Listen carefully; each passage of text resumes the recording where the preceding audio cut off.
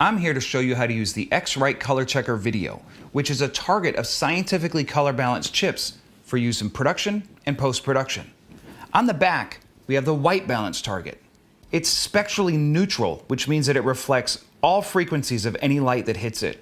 This makes it ideal for any lighting situation you might encounter. Back on the front, we have the grayscale. At the very bottom, we have glossy black, which represents values from 0 to 10% on the IRE scale. Above that is dark gray for values from 20 to 30%. Above that is light gray for values from 40 to 50%. And at the top is white for values from 90 to 100%. Adjacent to that is a column of squares that gives you a grayscale ramp through the middle section of the tonal scale, with values from 20 to 90% IRE. On the outside edge are the skin tone chips. These are scientifically color balanced from light to dark with some minor undertone variations. On the other edge, we have saturated and desaturated chromatic color chips for use in conjunction with the vector scope in your editing or color grading software. We'll get to these more when we get into post-production.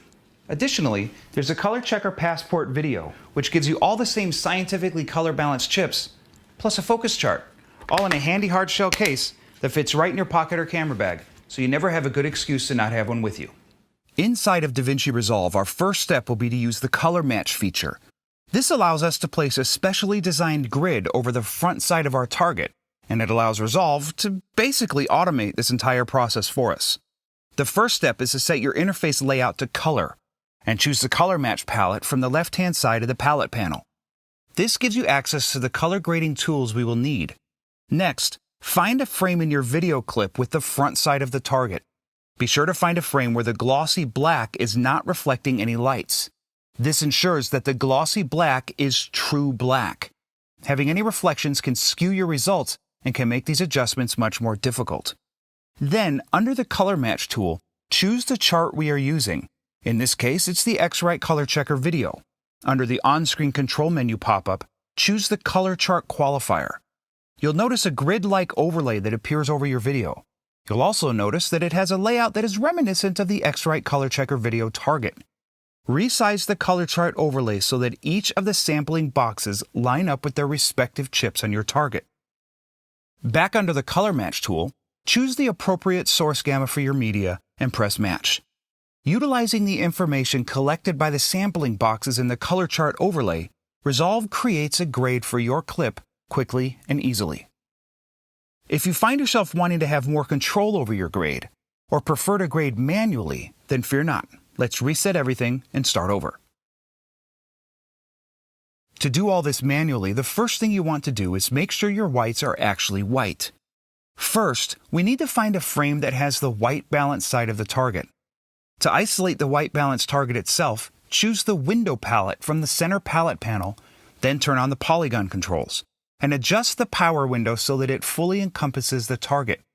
This allows us to use the RGB parade and very quickly and easily verify that white is white and make any adjustments necessary. From the left-hand palette panel, choose the color wheels and switch to page 2.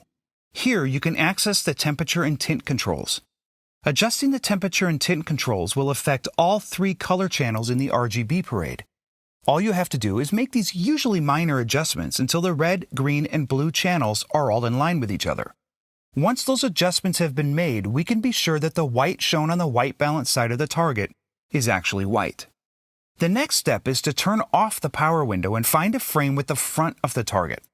Just as before, be sure to find a frame where the glossy black is not reflecting any lights. Turn on your waveform monitor and adjust the power window so that it isolates the center portion of the target, or the grayscale. Under the color wheels controls, adjust the lift so that the values in the waveform scope rest right at 0. Adjust the gamma, and then adjust the gain. Normally, you would push the gain all the way up to 1 volt, but in this case, we have a problem to consider. Turn off the power window and keep an eye on the bright highlights coming in from the side. With our power window on, pushing our gain to 1 volt would cause this entire area to clip, which is something we don't want to happen.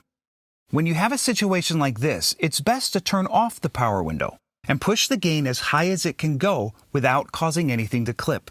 Clipping the whites will cause you to lose detail in those highlights, and we want to push this as far as we can without losing those details. Once you've got that dialed in, we're going to move to the vector scope. Adjusting our power window again, we're going to move it over to the chromatic color chips.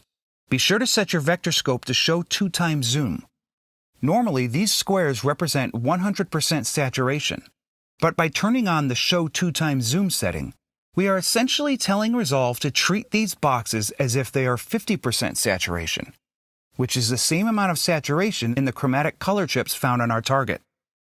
We end up with this spider web in the center of the vector scope. Each of these arms represents a different color chip on our target, and these color chips correspond to the color targets inside the vector scope. Now choose the Curves palette from the center palette panel and switch over to the Hue versus Saturation curve. First, click all 6 of these color buttons at the bottom: red, yellow, green, cyan, blue, and magenta. Each of these buttons places a point on the Hue versus Saturation curve at precisely the right place to represent the 6 colors in the chromatic color chips portion of our target, which is also the same colors represented by the boxes in our vector scope. The Hue versus Saturation curve allows us to target a specific color, in this case the colors that are represented by the chromatic color chips on our target, and it allows us to adjust the saturation of each color independently of the other colors, rather than doing a global adjustment. Grabbing each of these points, pull them up so that the point at the end of each arm sits inside the boxes in the vector scope. You have to use some best judgment here, because different cameras can capture different colors in slightly varying degrees of hue and saturation, so the colors you have to adjust at this point and the degree to which you have to adjust them can vary depending on the camera your media was shot on. With any of these arms, pushing them too far can cause them, and the arms adjacent to them, to start to break up or splinter. They generally need to sit at about 50%, which is right inside these boxes since we turned on the show 2x zoom setting. Without that setting, they would need to be about halfway to these boxes, but only push the saturation as far as is safe. Be sure to always preserve the integrity of the image. This should be paramount at all times. Once those are all done, we can move to the Hue versus Hue curve. These controls allow us to take these same isolated colors and make adjustments to the color itself, as opposed to the saturation of those colors. We can see that some of our arms aren't quite lined up properly. The Hue versus Hue curve allows us to fix this.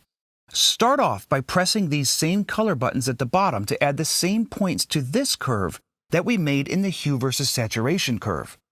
You can see that by making even slight adjustments to the yellow point, we can cause wild adjustments to the yellow arm. So the changes we make in this curve are almost always going to be minor, so keep that in mind. Pull the green point down so the green arm in the vector scope is lined up properly. Continue through the points until all the arms of the vector scope spiderweb are aligned properly and either sitting inside or at least pointing to their respective color targets. Well, that brings us to the end. We can now turn off our power window and see that our image has been properly graded, and we can now copy the grade and paste it onto all the other shots in this scene, and then move on to all our secondary color grading. It is a good idea to give each shot a once-over and verify that each is in good order. There's nothing wrong with double-checking your work. Thanks for joining us.